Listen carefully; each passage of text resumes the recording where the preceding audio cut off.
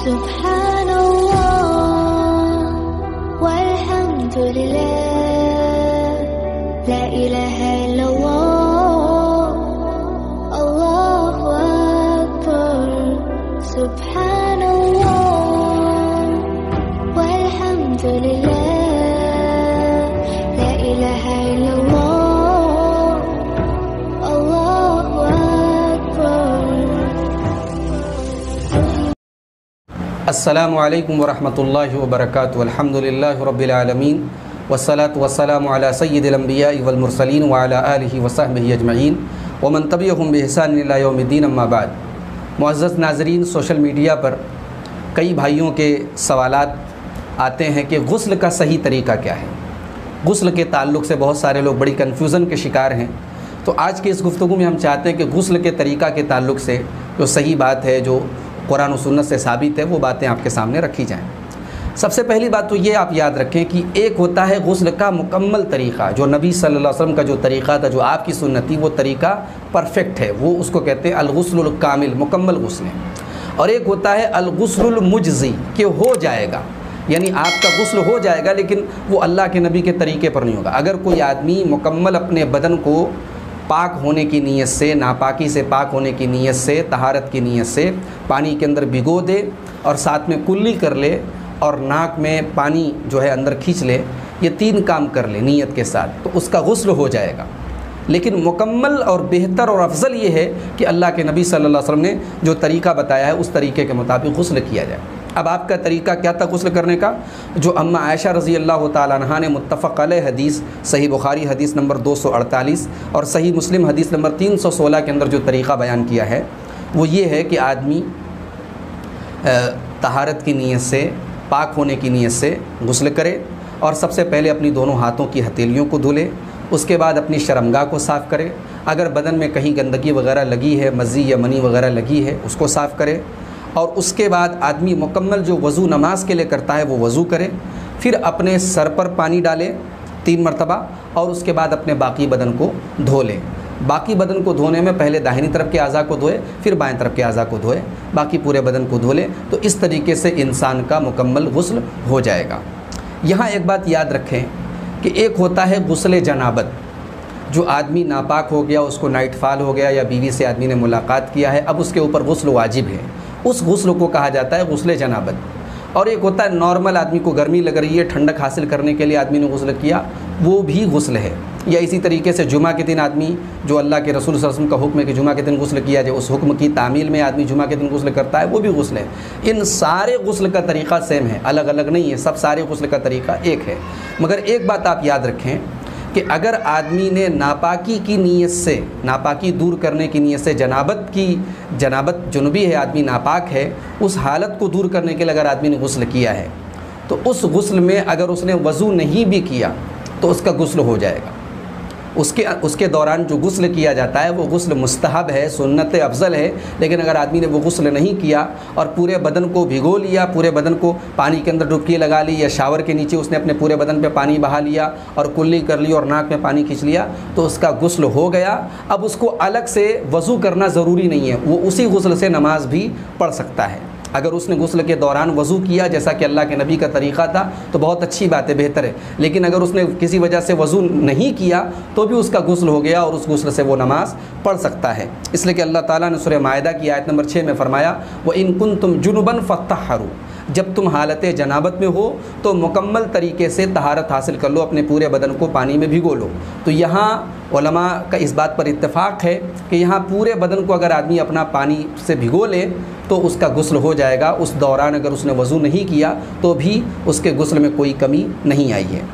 ایک بات اور یاد رکھیں کہ مردوں اور عورتوں کے غسل کا طریقہ بھی سیم ہے، دونوں کے درمیان کوئی فرق نہیں ہے. بس ایک معمولی سا فرق آپ یہ یاد رکھیں کہ اگر عورت غسل حیض کر رہی ہے، یعنی عورتوں کو جو ماہواری آتی ہے، جو مینسز آتے ہیں، ان سے پاک ہونے کے بعد جو عورت غسل کرتی ہے، اس غسل میں اور عام غسل میں یا غسل جنابت میں ایک فرق یہ ہے کہ حیض کے غسل کے دوران عورت جو ہے وہ اپنے بالوں کو زیادہ رگڑ کر کے صاف کرے گی. اسی لیے حدیث میں یہ بھی آتا ہے کہ اگر غسل جنابت عورت کر رہی ہے تو اس میں اگر وہ اپنے بالوں کی چوٹی وغیرہ نہیں کھولے گی تو بھی کوئی حرج کی بات نہیں ہے. حضرت ام سلمہ رضی اللہ تعالیٰ عنہ کہتی ہیں، اور یہ حدیث آپ کو مسلم شریف کے اندر 330 نمبر کے اندر ملے گی، وہ کہتی ہیں کہ میں نے کہا کہ اے اللہ کے رسول، انی امرأۃ اشد ظفر رأسی، میں ایک ایسی عورت ہوں کہ میں اپنے بالوں کا جوڑا باندھتی ہوں، اپنے بالوں کو باندھتی ہوں، افانقضہ لغسل الجنابہ، کیا میں غسل جنابت کے لیے جو ناپاکی کا غسل ہوتا ہے اس کے لیے میں اس کو کھول سکتی ہوں، اس کو کھولنا ضروری ہے؟ تو اللہ کے رسول صلی اللہ علیہ وسلم فرمایا کہ لا، ضروری نہیں ہے، انما یکفیکی ان تحثی علی رأسک ثلاث حثیات، تمہارے لیے اتنا کافی ہے کہ تم اپنے سر پر 3 چلو پانی ڈالو، ثم تفیدین علیک الماء، اور پھر اپنے اوپر پانی بہا لو، فتطہرین، تم پاک ہو جاؤ گے۔ تو حیض کے غسل میں عورت کا بال کھولنا ضروری ہے، اور بال کو قاعدے سے رگڑ رگڑ کر کے صاف کرنا ضروری ہے۔ آپ دیکھیں صحیح مسلم کے اندر حدیث نمبر 332، اما عائشہ رضی اللہ تعالیٰ عنہ کہتی ہیں کہ ایک انصاری صحابیہ جن کا نام اسما تھا، حضرت اسما رضی اللہ تعالیٰ عنہ، وہ اللہ کے نبی کے پاس آئیں اور انہوں نے اللہ کے نبی صلی اللہ علیہ وسلم سے حیض کے غسل کے بارے میں پوچھا، تو اللہ کے نبی صلی اللہ علیہ وسلم نے فرمایا کہ تأخذ احداکن ماءها وسدرتها، عورت جو ہے پانی لے گی اور بیر کی پتی لے گی۔ آج کے زمانے میں صابن وغیرہ موجود ہے جو وہی کام کرتا ہے میل کچیل کو صاف کرنے کا جو بیر کی پتی کرتی تھی، تو صابن بھی کافی ہے، شیمپو وغیرہ بھی کافی ہے، بیر کی پتی لینا کوئی ضروری نہیں ہے۔ تو آپ نے فرمایا کہ پانی لے گی اور بیر کی پتی لے گی، فتطہر، اور پاکی حاصل کرے گی، فتحسن الطہور، اور اچھی طریقے سے جو ہے وہ پاکی حاصل کرے گی، ثم تصب علی رأسها، پھر اپنے سر پر پانی بہائے گی، فتدلکها دلکا شدیدا، اور اپنے سر کو اچھی طریقے سے ملے گی، رگڑے گی اس کو، حتی تبلغ شؤون رؤوسها، یہاں تک کہ پانی اس کے بالوں کی جڑوں میں چلا جائے، ثم تصب علیہ الماء، پھر وہ اپنے پورے بدن پر پانی ڈالے گی، ثم تأخذ فرصة ممسکة، پھر وہ روئی کا یا کاٹن کا کوئی ٹکڑا لے گی جو کستوری اور خوشبو میں اس میں بسا ہوا ہو، فتطہر بها، اور اس کے ذریعے وہ پاکی حاصل کرے گی۔ حضرت اسماء نے پوچھا وکیف تطہر بها، کہ اس روئی کے ٹکڑے یا کاٹن کے ٹکڑے کے ذریعے کیسے پاکی حاصل کرے گی؟ تو اللہ کے رسول صلی اللہ علیہ وسلم فرمایا سبحان اللہ تو تطہرین بہا، آپ نے جواب نہیں دیا، آپ نے کہا کہ سبحان اللہ، وہ اسی کے ذریعے پاکی حاصل کرے گی۔ فقالت عائشہ، تو حضرت عائشہ نے چپکے سے کہا کہ تخفی ذالک تتبعین اثر الدم، حضرت عائشہ نے چپکے سے کہا،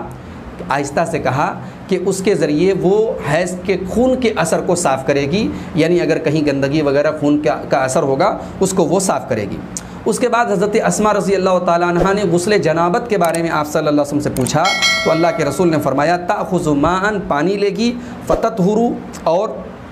پاکی حاصل کرے گی پانی کے ذریعے، فتحسن الطہور، اچھی طریقے سے پاکی حاصل کرے گی، ثم تصب علی رأسها، پھر اپنے سر پر پانی ڈالے گی، فتدلکہ، اور اپنے سر کو رگڑے گی، حتی تبلغ شؤون رؤوسها، یہاں تک کہ پانی اس کے سر کے بالوں کی جڑوں تک پہنچ جائے، ثم تفیض الماء، اور پھر اس کے اپنے پورے بدن پر پانی بہا لے گی۔ یہاں غور کرنے کی بات ہے کہ حیض کے غسل کے بارے میں اللہ کے رسول صلی اللہ علیہ وسلم نے دلکن شدیدہ، اچھی طریقے سے رگڑنے کا حکم دیا، اور غسل جنابت کے بارے میں صرف رگڑنے کا حکم دیا۔ اس سے یہ مسئلہ معلوم ہوا کہ حیض کے غسل میں عورت اپنے بالوں کو زیادہ جو ہے توجہ کے ساتھ اور بہت قاعدے سے اس کو رگڑ رگڑ کے صاف کرے گی۔ اگر اس کے جوڑے اور یا چوٹی وغیرہ بندھی ہو تو اس کو کھول کر کے، مکمل بالوں کو کھول کر کے غسل کرے گی۔ اس کے بعد اماں عائشہ کہتی ہیں نعم النساء نساء الانصار، انصار کی عورتیں کتنی اچھی ہیں، لم یکن یمنعہن الحیاء ان یتفقہن فی الدین، کہ دین کی سمجھ حاصل کرنے کے سلسلے میں وہ شرماتی نہیں تھی، شرم ان کے آڑے نہیں آتی تھی۔ تو یہ غسل کا طریقہ ہے، حیض کے غسل کا طریقہ، اور جو غسل کا طریقہ میں نے بیان کیا وہ جنابت کے غسل کا طریقہ ہے، اور وہ مردوں اور عورتوں دونوں کے لیے سیم ہے۔ یہاں ایک مسئلہ اور یاد رکھیں کہ غسل کے شروع میں بسم اللہ پڑھنا جو ہے یہ مستحب ہے، ضروری اور یا واجب نہیں ہے، بسم اللہ کر کے جو ہے غسل کیا جائے تو یہ زیادہ بہتر ہے۔ اور آخری بات یہ یاد رکھیں کہ غسل کے دوران جو ہے کلی کرنا اور ناک کے اندر پانی کھینچنا، یہ دونوں کام بھی ضروری ہے، اس لیے کہ اللہ تعالیٰ نے سورہ مائدہ کی آیت نمبر 6 میں جو فرمایا فطہروا، اپنے پورے بدن کو پاک کرو، تو پورے بدن کو پاک کرنے میں کلی کے ذریعے جو منہ کے اندر کی صفائی ہے اور ناک کے اندر پانی کھینچنے میں جو ناک کے اندر کی صفائی، یہ دو چیزیں بھی اس کے اندر شامل ہیں۔ اس لیے صحیح بات یہ ہے کہ غسل کے اندر یہ چیزیں ضروری ہیں، کلی کرنا اور ناک میں پانی کھینچنا۔ یہاں ایک مسئلہ پیدا ہوتا ہے کہ اللہ کے رسول صلی اللہ علیہ وسلم جو ہے غسل کے شروع میں آپ شرمگاہ وغیرہ صاف کرنے کے بعد آپ وضو کرتے تھے، اگر وضو کے دوران غسل کے دوران اگر آدمی کا ہاتھ شرمگاہ سے ٹچ کر جائے تو کیا اس کو دوبارہ وضو کرنا پڑے گا؟ تو دیکھیے اس سلسلے میں علماء کے درمیان اختلاف ہے، اس لیے کہ اس کے بارے میں دو طریقے کی حدیثیں آئی ہیں۔ آئیے پہلے وہ دونوں حدیثیں پڑھ لیتے ہیں۔ ابو داؤد حدیث نمبر 181، حضرت بسرا بنت صفوان کہتی ہیں کہ اللہ کے رسول صلی اللہ علیہ وسلم نے فرمایا من مس ذکرہ فلیتوضا، جو اپنے شرمگاہ کو چھو لے، ٹچ کر لے، اس کو وضو کرنا چاہیے، یعنی اس کے اوپر وضو واجب ہو گیا۔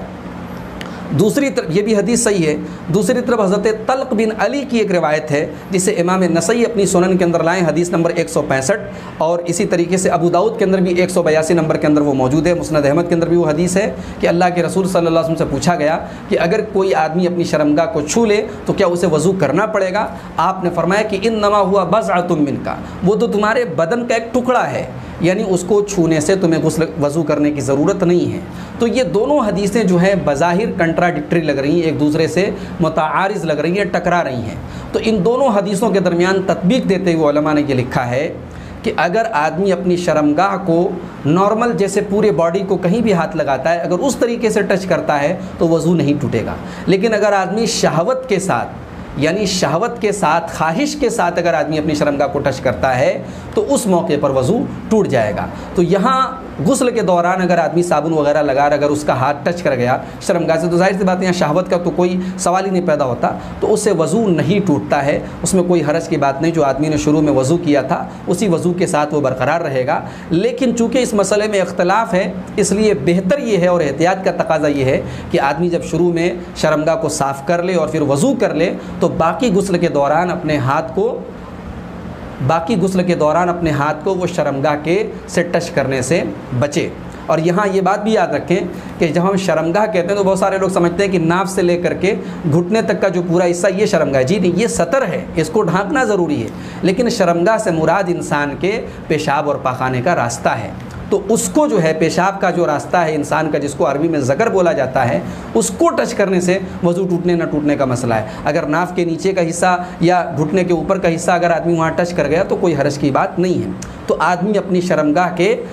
کو ڈائریکٹ ٹچ کرنے سے بچے تاکہ اس کو وضو دوبارہ ریپیٹ نہ کرنا پڑے۔ حالانکہ وضو دوبارہ کرنے کی ضرورت نہیں ہے، لیکن چونکہ اس مسئلے میں اختلاف ہے اس لیے بہتر ہے کہ جب آدمی نے وضو کر لیا ہے تو اپنے ہاتھ کو شرمگاہ تک نہ لے کر کے جائے۔ ایک آخری بات آپ یہ بھی یاد رکھیں محترم ناظرین کہ جب ہم غسل کرتے ہیں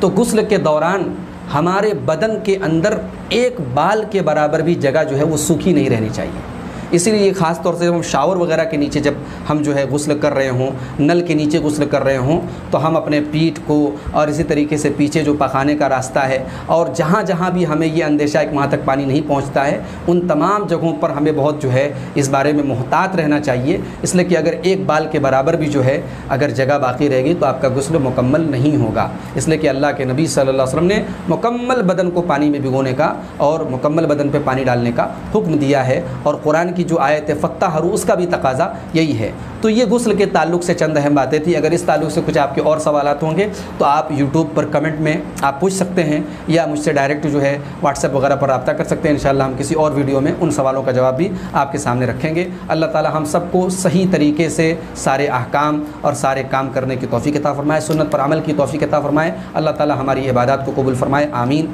وآخر دعوانا ان الحمد للہ رب العالمین، والسلام علیکم ورحمۃ اللہ۔